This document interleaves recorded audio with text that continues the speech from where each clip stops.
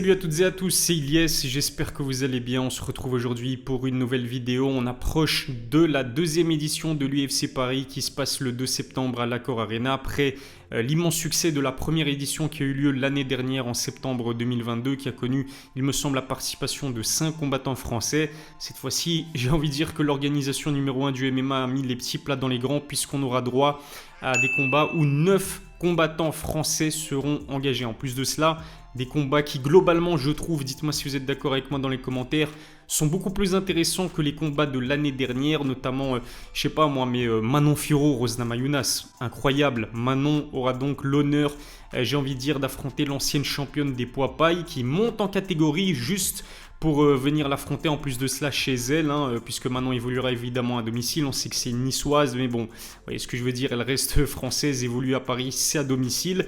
Et Benoît Saint-Denis aussi, très spectaculaire, qui affrontera un autre Brésilien après avoir démoli Gabriel Bonfim. Cette fois-ci, Thiago Moises se dresse sur son chemin. Et puis, notamment aussi, la première de Morgan Cherrière avec l'UFC, puisqu'il a récemment signé pour l'Ultimate Fighting Championship. D'autres combats également, notamment Taylor Lapillus, notamment Yanis Gemouri, William Gomis, Zara Fern, Nora Cornol. J'espère que je n'ai oublié personne, mais aujourd'hui on va se concentrer principalement sur Cyril Gane, Sergey Spivak qui arrive à grands pas, qui sera donc le main event de cette deuxième édition de l'UFC Paris. Il y a énormément de choses à dire concernant ce combat de Cyril Gane. Déjà, la première chose que j'ai envie de dire, c'est que je vais pas vous mentir, mais ça m'intéresse beaucoup plus, en tout cas ça m'intrigue beaucoup plus que Cyril Gane Tai Tuivasa, le main event du premier UFC Paris qui a eu lieu l'année dernière. Je sais que c'est pas le cas de beaucoup de gens, je sais que rares sont les personnes qui pensent comme moi, mais je vais vous dire pourquoi. Cyril Gane Tai Tuivasa, d'ailleurs j'ai eu l'occasion d'interviewer Cyril l'année dernière et c'est ce que je lui ai dit. Je lui ai dit que finalement, il n'y avait pas trop de suspense. Pourquoi ? Parce que Cyril, on le sait, il est extrêmement fort contre des gros punchers. On l'a vu, il a battu Tai Tuivasa, même s'il a encaissé le premier knockdown de sa carrière à l'époque, mais il l'a battu. Globalement, il l'a vraiment dominé et maîtrisé. Au-delà de Tai Tuivasa, qui est un très gros puncher, il a battu Jairzinho, qui était réputé pour ses kicks et pour sa puissance. Il a battu Derrick Lewis, le recordman du nombre de victoires sur KO à l'UFC. Il a aussi maîtrisé Francis Ngannou sur les 2 premiers rounds quand Francis a décidé de boxer, de garder ce combat, de maintenir ce combat debout. On sait que Francis était blessé au genou, mais vous voyez ce que je veux dire. À partir du moment où Francis a décidé d'amener ce combat au sol, là, le combat était totalement différent. Mais Cyril Gane réussit vraiment extrêmement bien face aux gros punchers style Tai Tuivasa. Il n'y avait donc pas vraiment de suspense dans le fait de le voir affronter Tai l'Australien. Cette fois-ci, il n'aura pas un striker, il n'aura pas un gros puncher en face de lui, il aura Sergey Spivak qui est beaucoup moins sexy, qui est beaucoup moins séduisant, beaucoup moins connu aussi par le grand public, beaucoup moins charismatique que Tai Tuivasa. Mais comme je vous le disais, ça m'intrigue beaucoup plus parce que là, on aura droit à un combattant du type lutteur/grappleur avec des projections de judo. C'est quand même 14 victoires Sergey Spivak, 7 victoires sur soumission, 7 victoires sur KO technique, mais les KO techniques, il ne les a pas mis en connectant quelqu'un debout. Non, il amène ses adversaires au sol et ensuite il les tabasse en ground and pound. Et pourquoi est-ce que je vous dis que ça m'intrigue ? Parce que justement, on sait que c'est en quelque sorte la kryptonite de Cyril Gane. Cyril Gane n'a encaissé que 2 défaites dans sa carrière de combattant de MMA. La première face à Francis Ngannou. À partir du moment où Francis a amené Cyril au sol, il l'a maintenu au sol. Cyril n'a pas trouvé de solution. Et puis, la dernière en date, mois de mars, elle fait très très mal. Celle-là, c'est Cyril Gane qui s'est incliné face à John Jones. Il n'a fallu que 2 minutes pour que John Jones l'amène au sol et le soumette. Qu'est-ce qui va se passer, j'ai envie de dire, si Sergey Spivak réussit à amener au sol Cyril, peut-être même s'il arrive à l'amener au sol assez rapidement dans ce combat. On sait que Sergey n'est peut-être pas le plus fort pour maintenir ses adversaires au sol, mais il peut constamment répéter ses efforts et tenter le takedown. Si ça se passe, qu'est-ce qui va arriver ? Et pour le coup, ce qui m'intéresse aussi, c'est qu'on aura droit vraiment à une belle opposition de style entre d'un côté un striker d'exception, évidemment c'est Cyril Gane. En termes de striking, comme j'aime bien le dire, strikingment parlant, il n'y a pas photo. Il y a vraiment une dimension, il y a un fossé d'écart entre Cyril et Sergey Spivak. Mais Sergey a d'autres atouts à faire valoir. Juste avant de poursuivre, remerciement particulier à Others Nutrition qui sponsorise mes vidéos. Others, c'est une marque de compléments alimentaires produite à 100% sur base de végétaux. Les produits sont sains et leur prix défie toute concurrence. Avec le code COVER10, vous bénéficiez de 10% de réduction. Si ça vous intéresse, rendez-vous sur leur site, le lien se trouve dans la description. Ce qui est sûr et ce que je trouve intelligent de la part de Cyril Gane, c'est qu'il a pris son temps après cette défaite face à Jon Jones qui encore une fois était extrêmement douloureuse parce que en fait c'était une défaite frustrante. Il y a des personnes, dont Dan Hardy, dont d'autres grands spécialistes de MMA qui estimaient que Cyril avait ce qu'il fallait pour pouvoir perturber un minimum Jon Jones, ou en tout cas faire de ce combat un combat compétitif. Je vous le rappelle, Jon Jones faisait son retour à la compétition après quasiment 3 ans d'absence. Il montait en catégorie chez les poids lourds. Cyril, pour un poids lourd, c'est un combattant qui se déplace super bien dans un octogone. Il est très intelligent, très bon striker. Je pensais vraiment, même si j'avais pronostiqué évidemment Jon Jones vainqueur dans l'analyse juste avant le combat, mais on s'attendait à un combat beaucoup plus compétitif que ce à quoi on a eu droit. Et du coup, voir Cyril, qui à l'époque était classé challenger numéro 1 de la catégorie des poids lourds, qui était considéré comme l'un des meilleurs poids lourds à l'UFC, juste derrière Francis Ngannou, le voir se faire rouler dessus de la sorte par un Jon Jones inactif en pleine prise de masse, franchement c'était incroyable. Il a quasiment pas touché Jon Jones. Le seul coup net qu'il a mis, c'était le coup bas en début de combat. On a senti que Cyril n'était pas là. C'est comme si... Je sais pas ce qui s'est passé, mais psychologiquement, alors là, je lui fais pas un procès d'intention à Cyril Gane, il n'y a que lui qui peut répondre à ces questions-là, mais peut-être qu'il a été dépassé par la grandeur de l'événement, par, je sais pas, le côté terrifiant aussi de Jon Jones. Ça, malheureusement, on ne pourra jamais le savoir, il n'y a que Cyril qui peut répondre à ces questions encore une fois. Mais ce que je vous disais, c'est qu'il a pris son temps avant de revenir. Le dernier combat s'est fait au mois de mars, il décide de revenir pour l'UFC Paris au mois de septembre. Si je me souviens bien, Fernand Lopez, en conférence de presse d'un événement à Reims il y a quelques mois, avait dit que l'UFC voulait faire combattre Cyril avant l'UFC Paris. Si ma mémoire est bonne, l'ambition de l'UFC était de faire revenir Cyril Gane pour l'UFC Vancouver au mois de juin, si je ne dis pas de bêtises. Et du coup, Cyril et le camp du MMA Factory a décidé de dire non et de le laisser panser ses blessures.